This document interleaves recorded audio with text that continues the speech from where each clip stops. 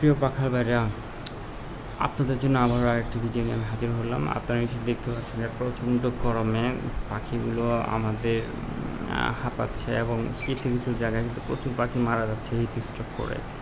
তো গত ভিডিওটা দেওয়ার পর আপনারা অনেকে আমাকে ফোন করেছিলেন যে পানিটা যে স্প্রে করবে সেই স্প্রে মেশিনটা কীভাবে স্প্রে করলে ভালো হয়।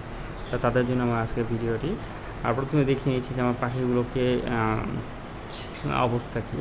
আপনারা নিশ্চয়ই দেখতে পাচ্ছেন বাকিগুলো কিন্তু এখন পর্যন্ত আল্লাহর মধ্যে ভালো আছে, কিছুটা হাঁপাচ্ছে কারণ ওদেরকে এখন স্প্রে দিনই স্প্রে করবো আমি। আচ্ছা, এর ফাঁকে আরেকটি কথা বলে নিই যে পাখিকে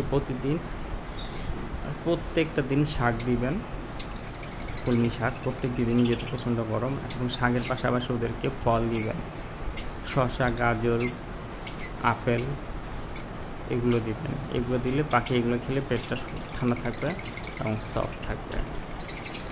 আর সে কথা যে স্প্রেটা কোথায় পাবেন, যে স্প্রেটা দিয়ে আমরা স্প্রে করবো সেই স্প্রেটা কিন্তু আপনারা বিভিন্ন হার্ডওয়্যারের দোকানেই পাবেন, একটু খোঁজ করে পাবেন। 300 থেকে 350 টাকা নেবে স্প্রে মেশিনটি। তো স্প্রেটা করতে হলে আমাদের যেটা প্রয়োজন হবে, যে আমি যেটা করেছি যে আমার কলোনিতে আমি একটি ছোটো ফ্যান আমি সেট করে নিয়েছি, ছোট যে জনি ফ্যানগুলো, প্রচণ্ড বাতাস, সেই ফ্যানের মাধ্যমে কিন্তু আমি পুরা কলোনিটা যখন আমি স্প্রে করি তখন পুরোটা কিন্তু একদম ঠান্ডা হয়ে যায় এবং কুয়াশায় তৈরি হয়। তো আপনাদেরকে আমি দেখাবো যে আমি কীভাবে স্প্রেটা করব। আপনারা দেখতে পাচ্ছেন যে আমার পাখিগুলো কিন্তু বেশ হাঁপাচ্ছে কিন্তু পাখিগুলো, কারণ পাখিগুলোর ছোটো যে বাচ্চা আছে, বাচ্চাগুলো কিন্তু মাত্র বের হয়েছে বাচ্চাগুলো, এবং ওরা কিন্তু এখন অ্যাডজাস্ট হতে পারেনি। ওয়েদারের সাথে এখন অ্যাডজাস্ট হতে পারে না, প্রচণ্ড গরম। ঢাকায় কিন্তু এখন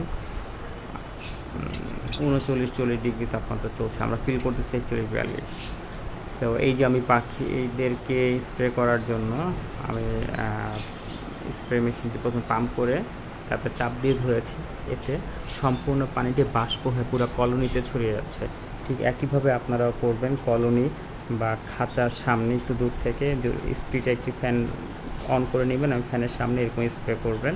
তাহলে দেখুন সম্পূর্ণ ওয়েদারটি ঠান্ডা হয়ে যাবে এবং মানে টেম্পারেচার ঠিক থাকবে, পাখি সুস্থ থাকবে, আল্লাহর মতো পাখি সমস্যা হবে না। তো আশা করি আপনারা ভিডিওটি দেখে সম্পূর্ণ বুঝতে পেরেছেন যে কীভাবে সম্পূর্ণ টেম্পারেচারটা আপনার অনুকূলে নিয়ে আসবেন, কন্ট্রোলে নিয়ে আসবেন। পুরো কলোনি কিন্তু একদম শীতল হয়ে গেছে, কারণ বাষ্পটা চতুর্দিকে ছড়িয়ে যাচ্ছে। কিন্তু পানিটা যখন বাতাসের মাধ্যমে পানিটা দিচ্ছি আমি, তখন কিন্তু পুরো কলোনির ভিতরে কিন্তু বাতাসটা বাষ্প হয়ে ছড়িয়ে যাচ্ছে পানিগুলো। আশা করি আপনারা বুঝতে পেরেছেন। কারো কিছু জানা থাকলে আমাকে কমেন্ট করবেন অথবা ফোন করতে পারেন, আমি চেষ্টা করবো আপনাদেরকে রিপ্লাই দেওয়ার জন্য। আজ এই পর্যন্ত, সুস্থ থাকুন, ভালো থাকবেন, পাখি যত্ন নেবেন। ধন্যবাদ সবাইকে।